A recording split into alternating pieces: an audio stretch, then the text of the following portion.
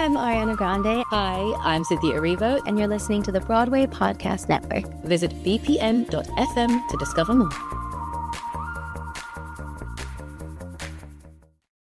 K-pop demon hunters Saja Boy's breakfast meal and Huntrix meal have just dropped at McDonald's. They're calling this a battle for the fans. What do you say to that, Rumi? It's not a battle. So glad the Saja Boys could take breakfast and give our meal the rest of the day. It is an honor to share. No, it's our honor. It is our larger honor. No, really.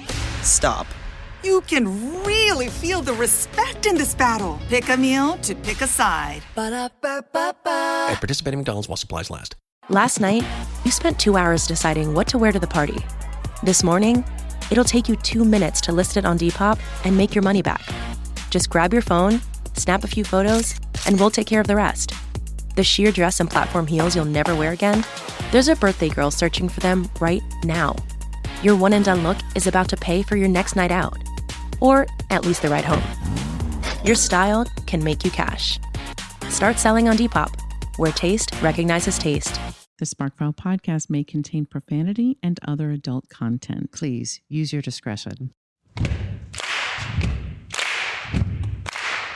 When I bump into something that inspires me, I dump it in my Sparkfile. Could be something that I want to make or how I want to be. I pump it in my Sparkfile. I jump into my Sparkfile. Let's open up the Sparkfile. Welcome to the Sparkfile, where we believe that everyone is creative, but smart creative people don't go it alone. I'm Laura Camion. And I'm Susan Blackwell, and we are creativity coaches who help people clarify and accomplish their creative goals. You should know that just by listening to this podcast, you are joining a warm and wonderful clan of creatives. But hold the phone. You may be asking yourself, what exactly is a Sparkfile? A Sparkfile is a place where you consistently collect all of your inspirations and fascinations. Every episode, we're going to reach into our Sparkfiles and exchange some sparks. And you never know, we might even talk to some folks who spark us too. Dialects. And your mission, should you choose to accept it, is to take one of these sparks of inspiration and make something of your own. So without further ado, let's open up the Sparkfile. Laura. Sue. I have to tell you, when you said that, and you never know. You never know. So back on the artist date episode, I think I might have mentioned one of the things that I did was get my library card. Yes. Then I took my little library card and I used it to activate my Libby app, which is where you can download both books and audiobooks right to your phone. Wow. And I have been listening to the awesome audiobook of A Tree Grows in Brooklyn. And when you said that, you never know, I was like, never know. Tree Grows in Brooklyn, which is a great book. And I think probably a great spark for another day. But oh my God, that book is good. Oh, I hope so. I'm ready for that spark. You give it to us when the time is right. Laura, teaser. Have you read that book? I said, when you told me this earlier that you've like a while ago that you were reading this, I was like, I've read that, right? And everything that I hear come out of your mouth, I'm like, I can't recollect that. So maybe I didn't. Well, let me tell you, you're in for a treat. I won't say too much because I think I will do a spark on it, but you're in for a treat because you are somebody who loves history. I do. And you love New York. I do. And you were born. I was born in Long Island, but my dad was born in Brooklyn on Flatbush Avenue. Yeah. Yes. Yeah. Which is referenced. And as somebody who loves all the aforementioned, I'm going to get into it. Oh my God. It is the most amazing slice of life set in New York in the early 1900s. It's awesome. I'm so excited. You know what? I'm going to order that book today. Don't order it. I have to. You go and you get it from the library. I do need to get my library. That's my next artist date. Get my library card. I love it for you. Thank you, Susan. Today's episode has been brought to you by the New York Public Library. That is its own spark too. The library. The library. There's a whole thing when she's little. She goes to the library all the time and is like, can you recommend a book for an 11-year-old girl?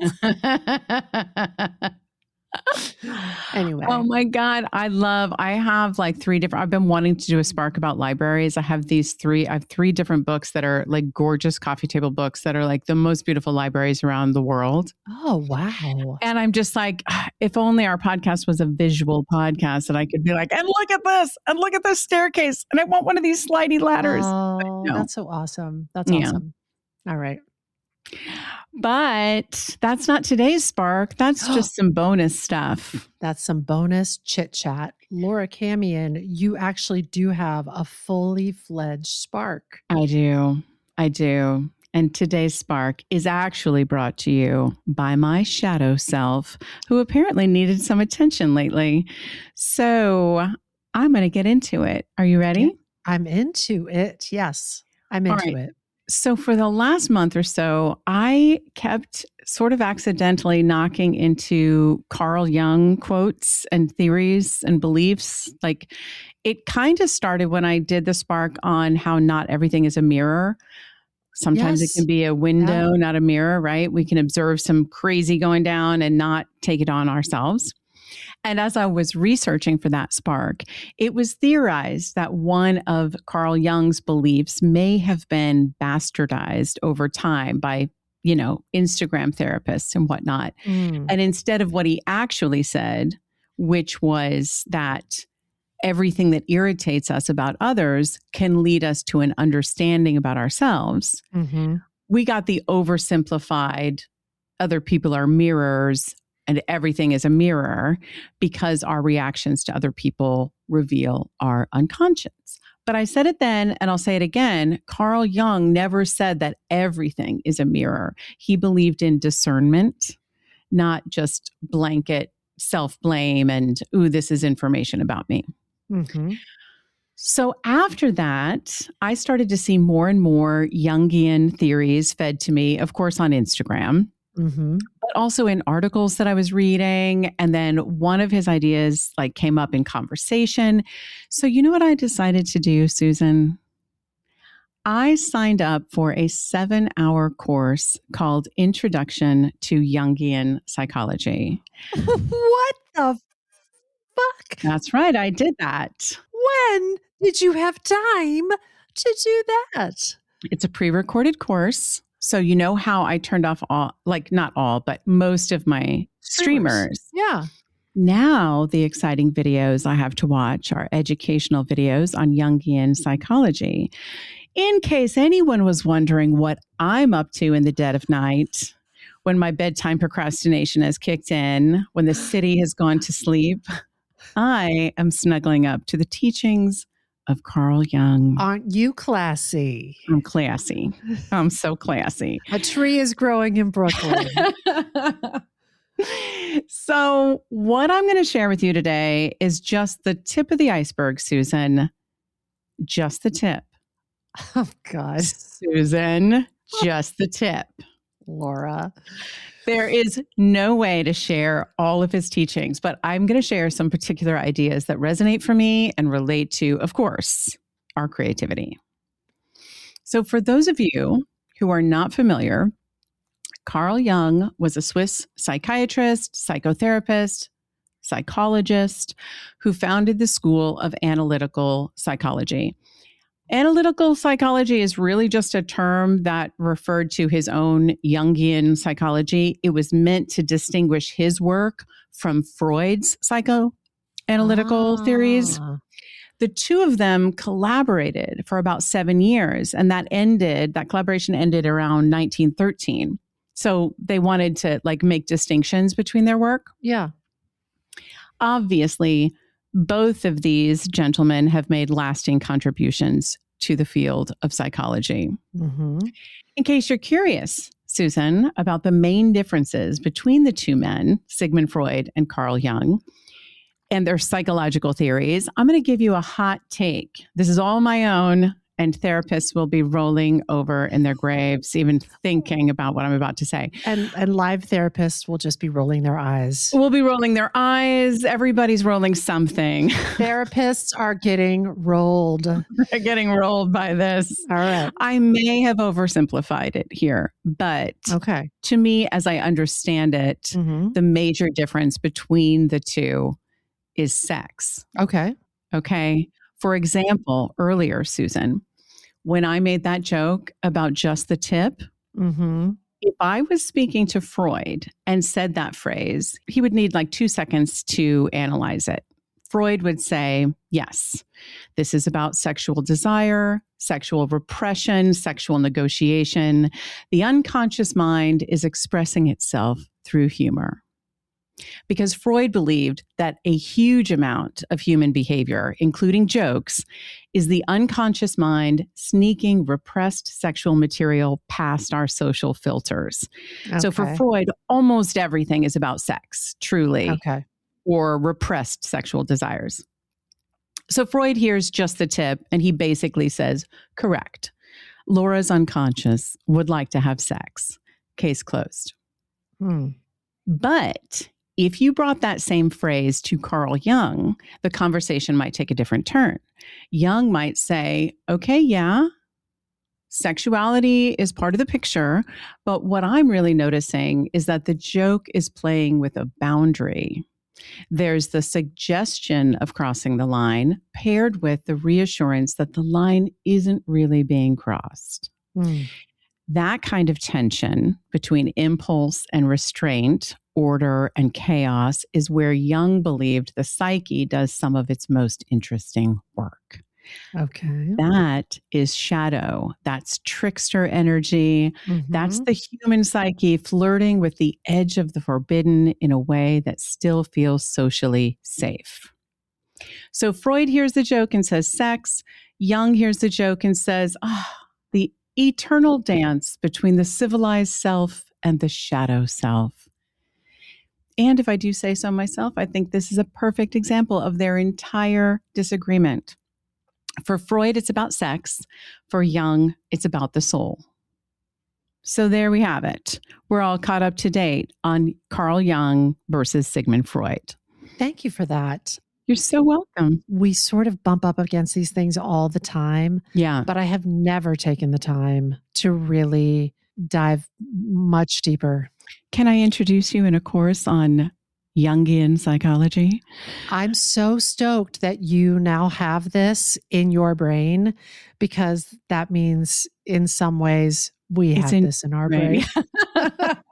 Our conjoined brain now has this information. What Freud and Jung would say about that, but I love that you've love it. Love it. It's basically, and to sidebar for a minute, this will help secure it in your mind, like something we all know about Freud. So Freud, it's all about the libido for him.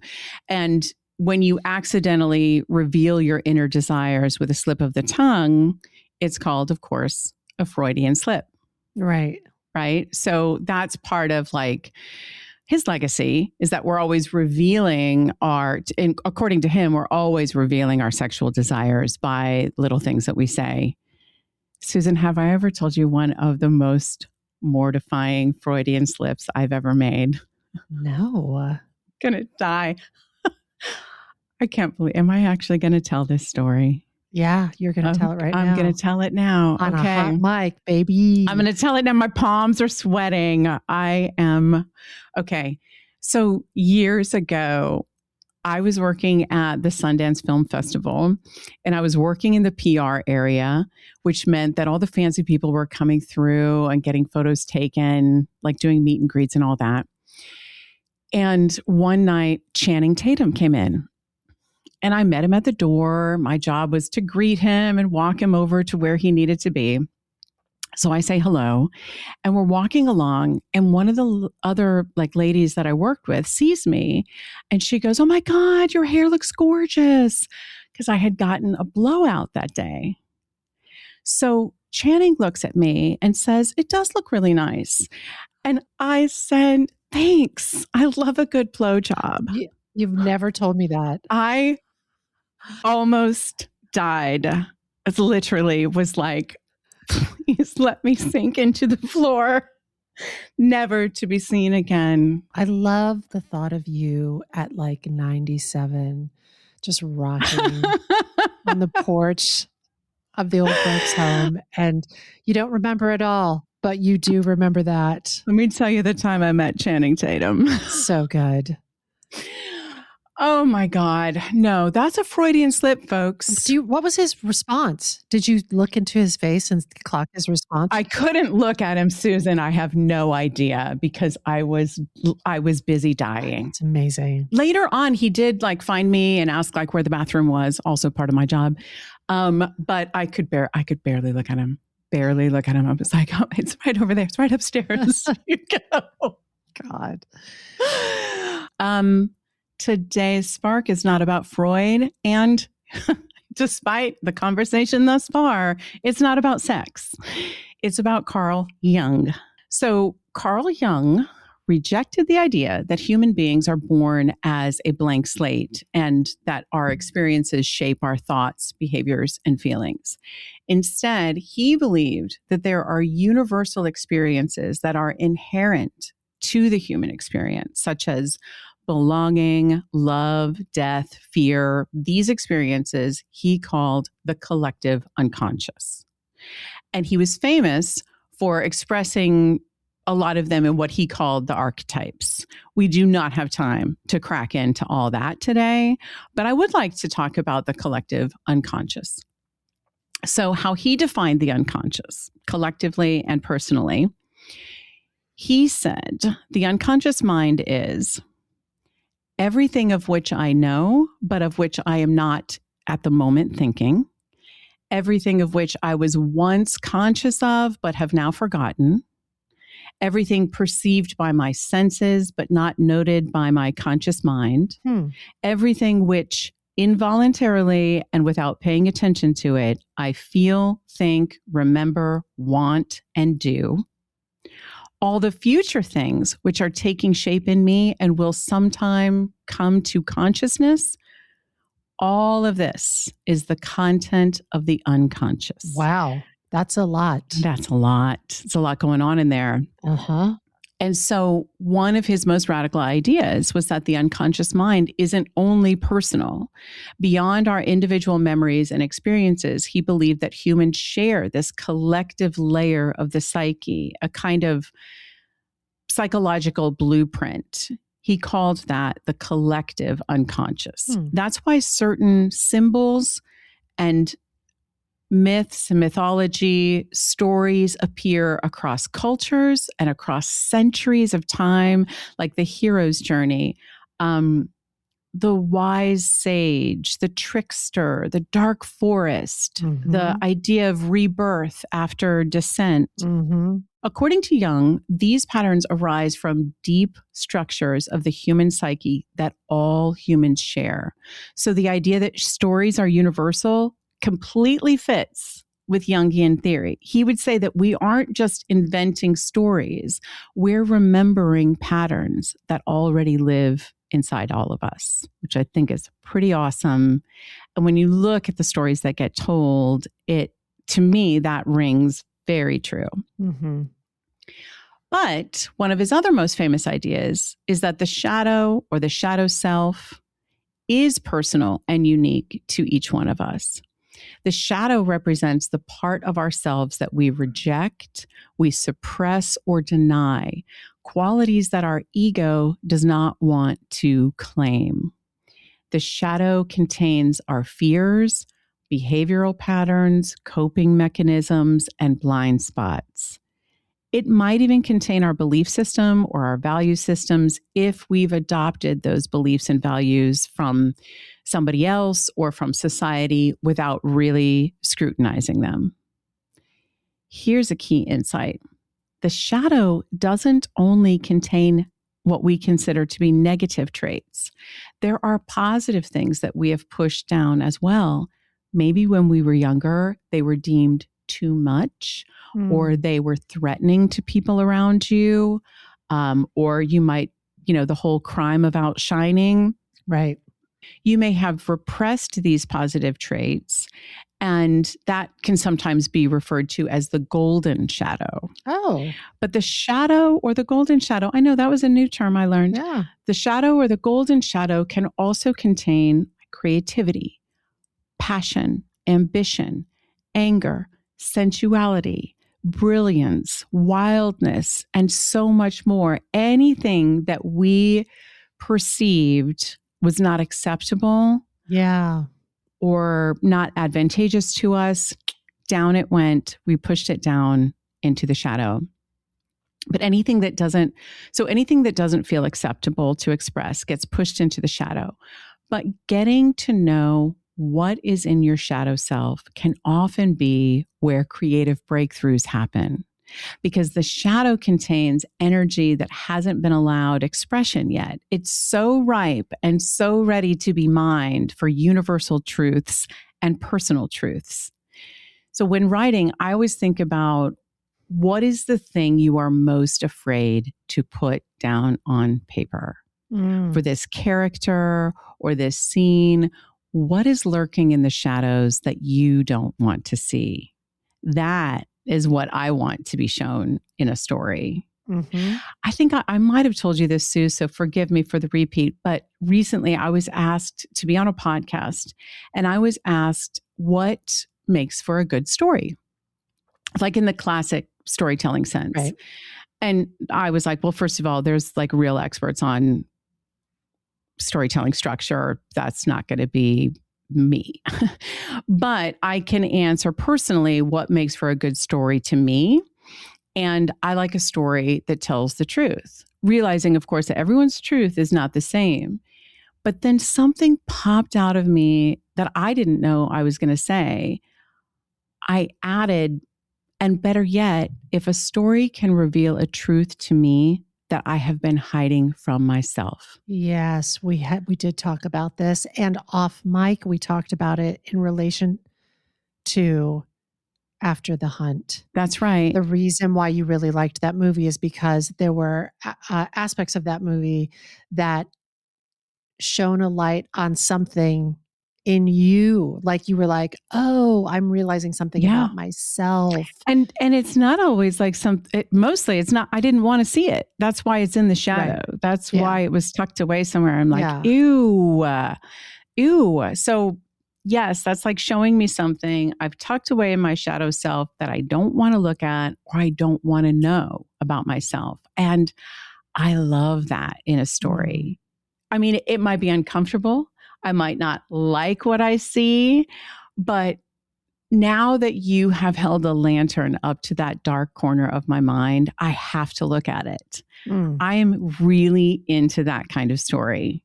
To me, I'm like, that's kind of what it's all about. Like, I want to leave a piece like thinking, and better yet, if I've learned something, about the world, but also about myself or my place in it or my contribution to it. Yeah. Yeah. So I think it can also be fun to think about the shadow self in regard to the characters that we write. Like, what fears and emotions and characteristics have they suppressed into their shadow?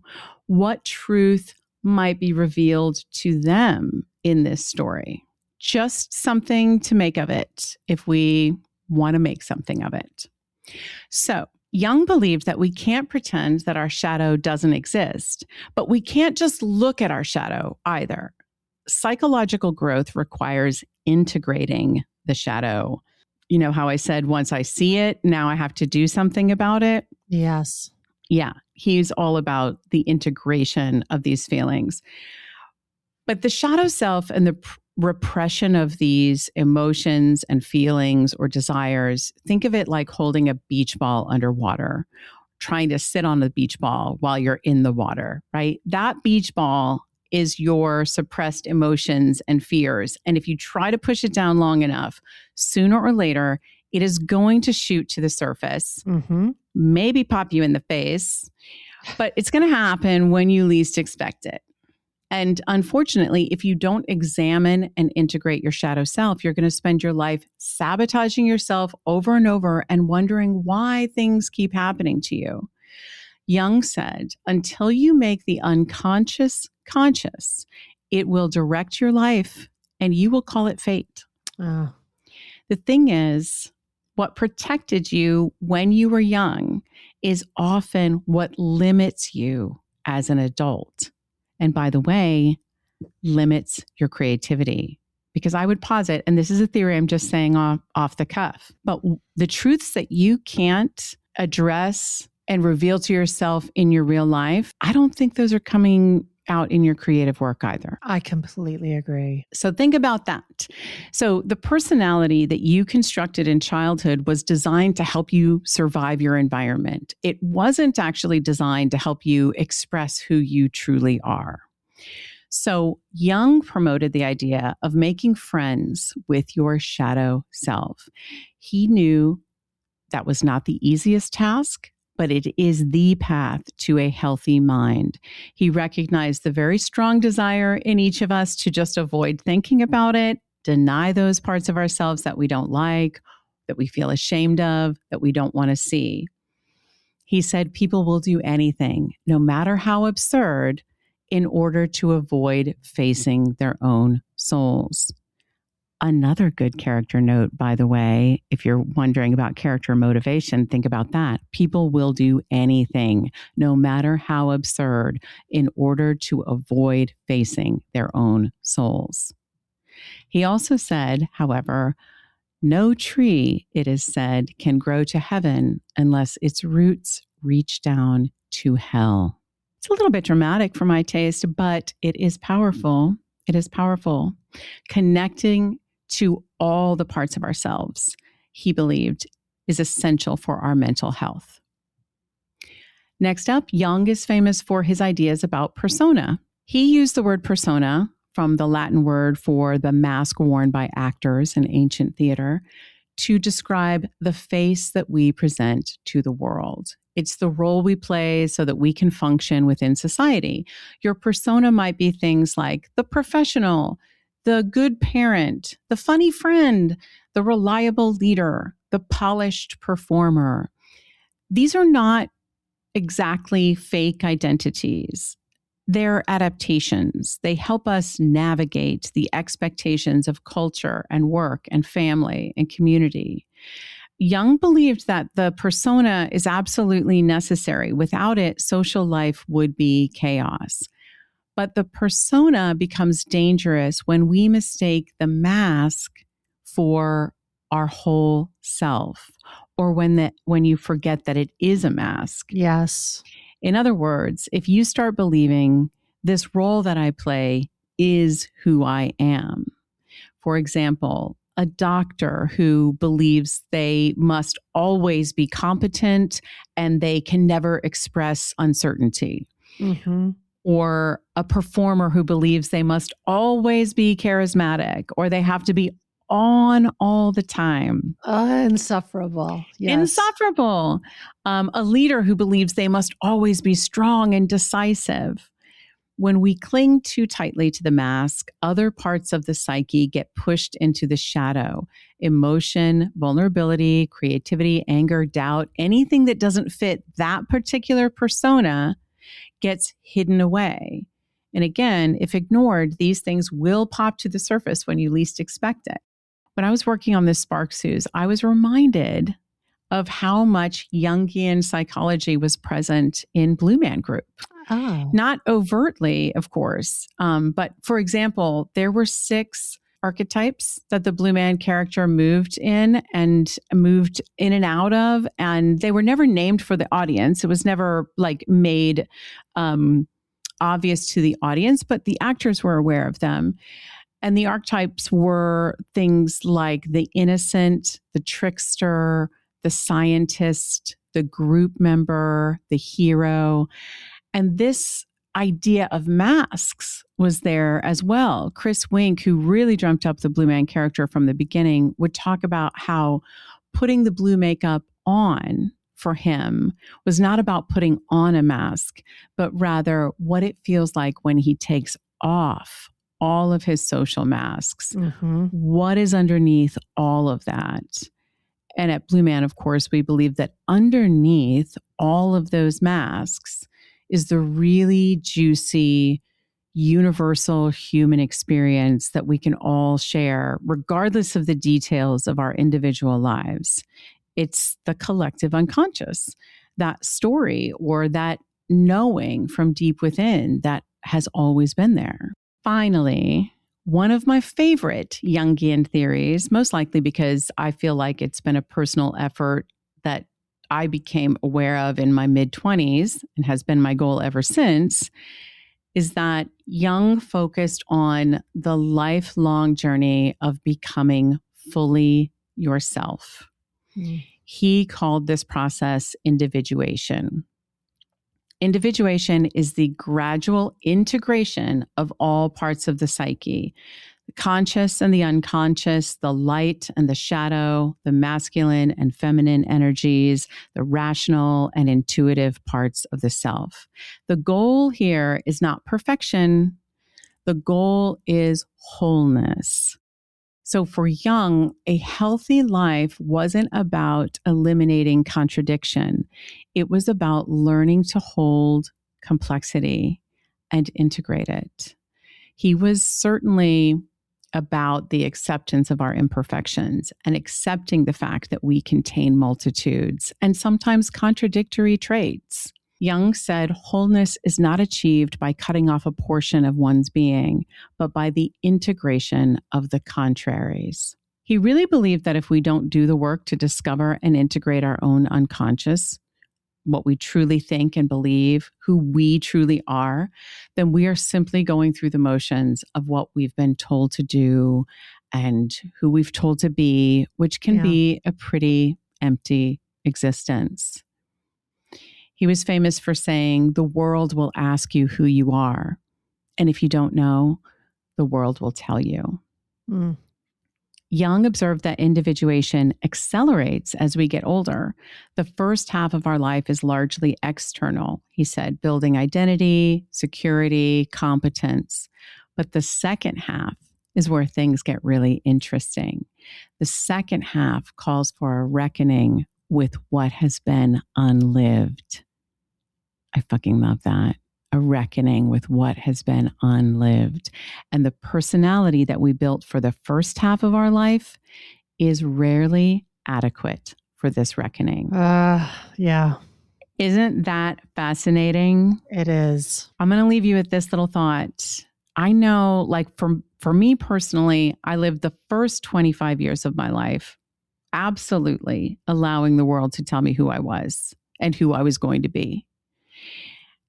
At around age 25, I had to make a radical decision to burn it all down and start rebuilding from there so that I could figure out who I really am and then start to craft a life that would allow for my authentic and hugely imperfect self to move through space just as I am.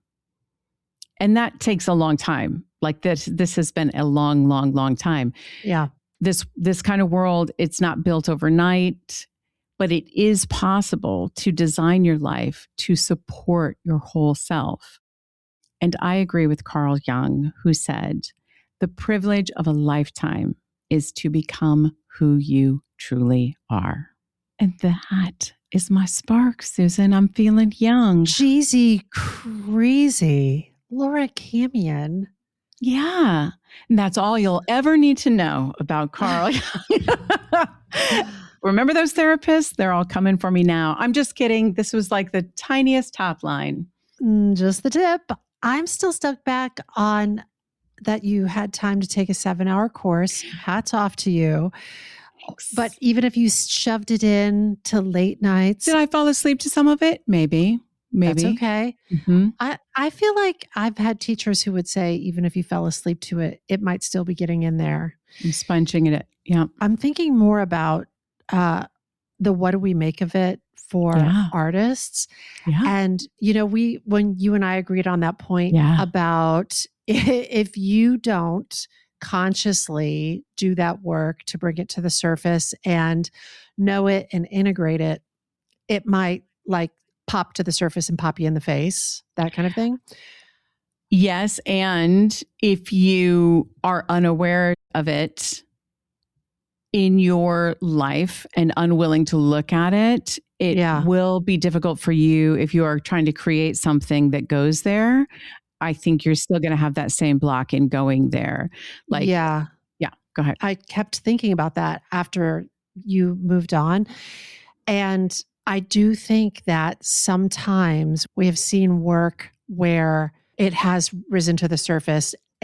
Yes. It's popped up. And even if the artist doesn't have full consciousness or control of it, or maybe that's them trying to figure it out. I'm sure it's case by case. Or maybe that is it coming to the surface. Like if you sit down to write and you're open to it, those are those moments, I think, where people like come back and read their work. You're like, I don't even remember writing that. Did I write? That came out of me? Like those magical moments, I think, can also be like from the shadow self. If you're, you know what I mean? You're open to opening the doors and looking in those corners or allowing your mind to wander in there. Yeah. I was just looking at this article that Helen Shaw wrote in the New York Times, and it reflects back on this piece, Rumstick Road, which was one of a series of pieces that Spalding Gray made at the Wooster Group when they were all really young. And they were more like plays than his later monologues. And they were exploring things like his mother's suicide and how, you know, what he couldn't know at the time. He was so young, but it is discussed when he was making that piece as a young man about he had his mother's psychiatrist said to him, but don't worry, you probably won't commit suicide too. And of course he ended up committing suicide. But I think about like this, as you're talking, I'm like, shadow self, did it ever get integrated? Was that even before he had consciousness and control of it, his attempt to process these things and maybe even integrate them? Yes. This is so vast that I guess I'll just conclude by saying I'm stoked that you have done the study that you've done around this. I'm fascinated, and really just the tip. It's really just the tip. But no, Suze, I think that's all really important in regard to the what do we make of it, as well as I do think the writing about things can be our way of starting the integration process. Yes. And sometimes people are afraid to even write those things down on the page. And I just want to encourage people, do it. Write it down. You don't have to share it with anyone. You can burn it later. You can, whatever, drop it in the fire pit. It's gone forever. But you began to do the integration. And then the other thing is that golden shadow. And when we think about so many creatives that we work with, sometimes the things that they have repressed are the most delicious, charming, delightful, captivating things about themselves, because somewhere along the line, someone told them that was too weird, or that it might pull focus from their sibling, or that feels arrogant and you don't want to call attention to yourself, or whatever the case may be. And I think exploring the golden shadow for artists is so essential, because there's so much juicy, unique you-ness in that. Yeah. And we're missing it. We're missing it if you don't go there. Laura, well done. Thank you. My God. Enjoy a little Jung. Feeling young. I guess that's it. This very classy, very smart episode of The Spark File was made on the lands of the Lenape and the Mohican people. And as always, we hope it put another bunch of sparks in your file. Listen to us. If there is a spark you'd like us to explore, or if you'd like to learn more about how to work with us to accomplish your creative goals, email getcreative@thesparkfile.com or reach us through our website, thesparkfile.com. We'll even happily take your feedback, but you know the price of admission. First, you got to share a creative risk that you've taken recently. You can follow us on social at The Spark File and be sure to subscribe, rate, and 5-star review this podcast. It really does help other listeners to find us. Also, if you like this podcast, we hope you'll share it with people that you loved. And if you didn't like it, why don't you go to the bathroom, Channing Tatum? Get out of here. Dialects. All comes together. It all comes together. Well done, Suze. If something lights you up and gets your creative sparks flying, we're writing you a forever permission slip to make that thing that's been knocking at your door. It's your turn to take that spark and fan it into a flame. You know, you got to take it and make it. When I bump into something that inspires me, I dump it in my spark file. Could be something that I want to make or how I want to be. I pump it in my spark file. I jump into my spark file. Let's open up the spark file. Hey there, I'm Alan Seals, host of the Theater Podcast, a weekly podcast that takes you behind the scenes with intimate personal conversations that include the biggest stars on Broadway, TV, and film. My podcast has over 350 episodes with guests including Stephanie J. Block, Carrie Butler, James Monroe Iglehart, Andrew Barth Feldman, Alex Brightman, Patti LuPone, Ramin Karimloo, Brian Stokes Mitchell, and even TV stars like Isaac Mizrahi, Ariana Madix, Michael Urie, Eddie Izzard, and literally so many more. My guests have spilled secrets, told coming out stories, discussed their fears and successes, and even had huge epiphanies live in the episodes, so you're bound to hear some things from my guests that you've never heard anywhere else. I've also got many deep dive takeovers on the podcast, which are consecutive episodes dedicated to cast and creatives from a single show, like The Outsiders, Back to the Future, and Juliet, Wicked, Beetlejuice, Hadestown, Frozen, 6. I could go on. Can you tell I like theater? I've definitely got something you're going to enjoy, so go ahead, search for your favorite star and listen to their episode. You can find all the info about the podcast at bpn.fm/TTP, on the Broadway Podcast Network, or anywhere podcasts are found. If you need that link again, it's bpn.fm/TTP. Take a deep breath, make the world a little colorful.